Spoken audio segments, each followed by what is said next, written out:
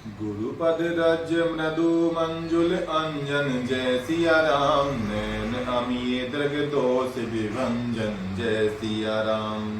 तेई कर विमल विवेक विलोचन जय सिया राम। वर्णउ राम चरित्र भव मोचन जय सिया राम। श्री गुरु महाराज के चरणों की रज कोमल और सुंदर नैनामृत अंजन है ना। इसका मतलब क्या हुआ कि गुरु महाराज के चरणों की जो रज है, जो धूल है ना, वो बिल्कुल सुंदर और कोमल, आंखों में डालने वाली काजल के समान होती है, जो नेत्रों के दोषों का नाश करने वाले हैं। और वो अंजन, वो काजल यदि आंखों में डालते हैं तो नेत्र में जो भी जिस प्रकार के दोष होते हैं, अर्थात नेत्र के दोष कौन से, ये दिखना नहीं है या जाल आ गया, वो दोष नहीं, अर्थात नेत्रों से हम जैसा देखेंगे ना वैसा ही हम सामने वाले को पाएंगे। अच्छा देखेंगे तो अच्छा पाएंगे और बुरा देखेंगे तो उसको बुरा पाएंगे, चाहे वो कितना भी सामने वाला अच्छा हो। अपने देखने की दृष्टि पे वो आधारित है कि वो हम उसको किस दृष्टि से देख रहे हैं, तो वो कैसा हमारे को महसूस हो रहा है, प्रतीत हो रहा है। तो इस गुरु महाराज के चरणों की अंजन रूपी जो धूल है ना, उसको डालने से हर एक आदमी को देखने का नजरिया हमारा बदल जाता है ना। उस अंजनी से विवेक रूपी नेत्रों को निर्मल करके मैं संसार रूपी बंधन से छुड़ाने वाले श्री रामचरित्र मानस जी का वर्णन मैं यहाँ पे करता हूँ। अर्थात इस रामचरित्र मानस जी का जो पाठ यदि कोई करेगा ना, तो वो इस सांसारिक जो मोह माया है उसे छोड़कर और अंत में मोक्ष की प्राप्ति उसको होती है। बंदौ प्रथम महीसुर चरना जय सिया राम। मोहि जनित संशय सब हरना जय सिया राम। सुजन समाज सकल गुण खानी जय सिया राम। करो प्रणाम स प्रेम सुबानी जय सिया राम। पहले पृथ्वी के देवता ब्राह्मणों की चरणों की मैं वंदना करता हूँ। इसमें रामचरित्र मानस जी में भी जो ब्राह्मण है उनको सर्वोच्च माना है, उनको उच्च कोटि का माना है। यहाँ पर भी क्या कह रहे हैं कि पृथ्वी के जो देवता हैं, पृथ्वी के देवता ब्राह्मणों को माना गया है। यहाँ पृथ्वी के जो देवता ब्राह्मण है उनके चरणों की भी मैं वंदना करता हूँ रामचरित्र मानस जी प्रारंभ करने से पहले। जो अज्ञान से उत्पन्न सब संदेहों को हरने वाला है, कि अज्ञानता के कारण जो हमारे जो मन के अंदर जो संदेह उत्पन्न होते हैं ना, जो अविश्वास जो उत्पन्न होता है, उस अविश्वास को दूर करने का एकमात्र साधन क्या है, इस पृथ्वी के देवता ब्राह्मण। फिर सब गुणों की खान संत समाजों को प्रेम सहित सुंदर वाणी से भी मैं प्रणाम करता हूँ। और इसके बाद में ब्राह्मणों की वंदना करने के बाद में इस पृथ्वी पर जितने भी संत समाज हैं, जितने भी साधु समाज है, उनको भी मैं प्रणाम करता हूँ। साधु चरित्र शुभ चरित्र कपासु जय सिया राम। निरस निषद गुण में फल जासु जय सिया राम। जो सही दुख पर छिद्र दुरावा जय सिया राम। बंदनीय जे ही जग जस पावा जय सिया राम। संतों का चरित्र कपास के चरित्र के समान शुभ होता है, अर्थात संत का जो चरित्र है, संत का जो हृदय है, संत का जो स्वभाव है, वो कपास के समान होता है। जैसे कपास होता है, अंदर से उसके फूल को खोलते हैं तो अंदर से जो रुई निकलती है वो बिल्कुल स्वच्छ निकलती है। उसी रुई के समान, उसी कपास के उस फूल के समान संतों का भी चरित्र होता है। जिस फल निरस विशद और गुणमय होता है, इसी प्रकार संत का चरित्र भी सद्गुणों का भंडार होता है, इसलिए वह गुणमय है, अर्थात उसके अंदर गुण छुपा हुआ होता है। मूद मंगल में संत समाजू जय सिया राम। जो जग जग में तीरथ राजू जय सिया राम। राम भक्ति जस सुर धरी धारा जय सिया राम। सरसई ब्रह्म विचार प्रचारा जय सिया राम। संतों का समाज आनंद और कल्याण में है, जो जगत में चलता फिरता तीर्थयाज है।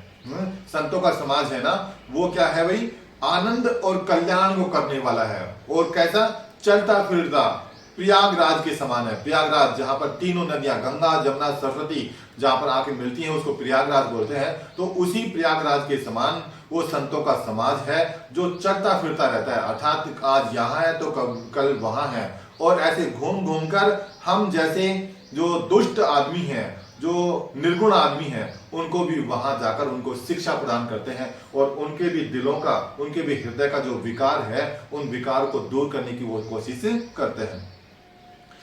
राम भक्ति रूपी गंगा जी की धारा है और ब्रह्म विचार का प्रचार सरस्वती जी है, उनको भी मैं प्रणाम करता हूं। विधि निषेध में कलिमल हरनी जय सिया राम, करम कथा रविनंदन बरनी जय सिया राम, हरि हरि कथा विराजत बेनी जय सिया राम, सुनत सकल मूद मंगल देनी जय सिया राम।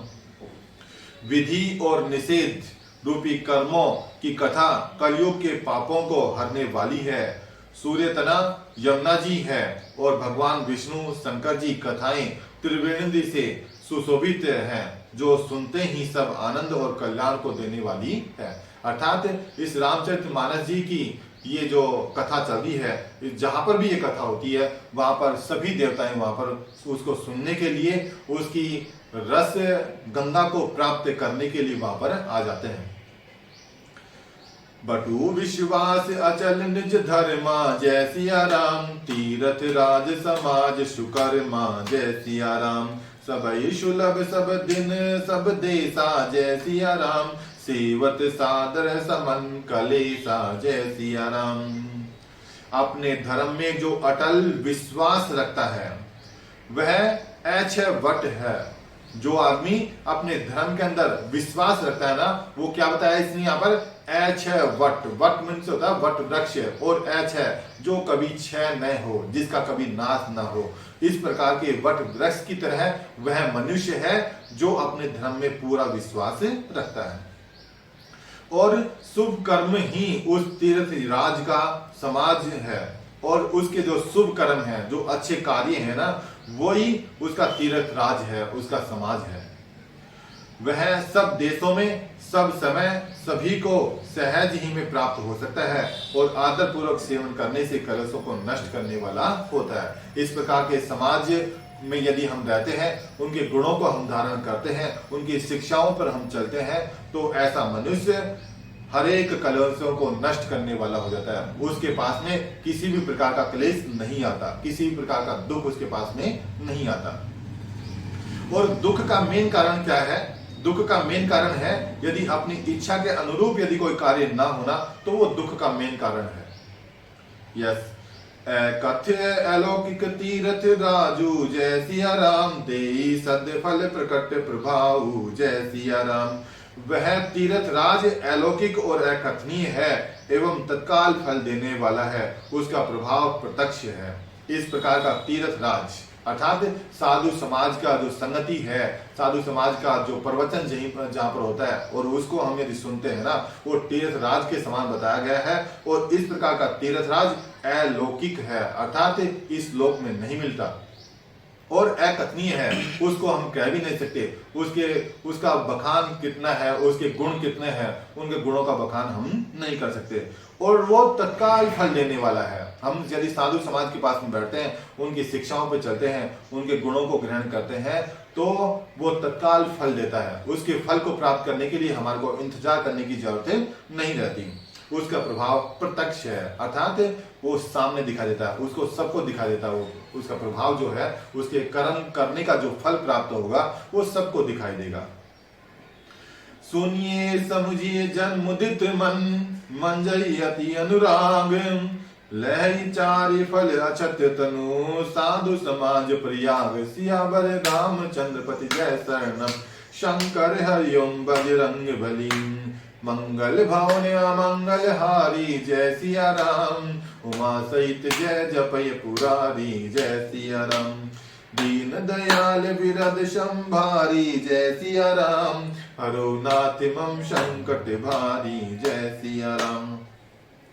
जो मनुष्य इस संत समाज रूपी तीर्थ राज का प्रभाव प्रसन्न मन से सुनते हैं और समझते हैं, मतलब जो मनुष्य इस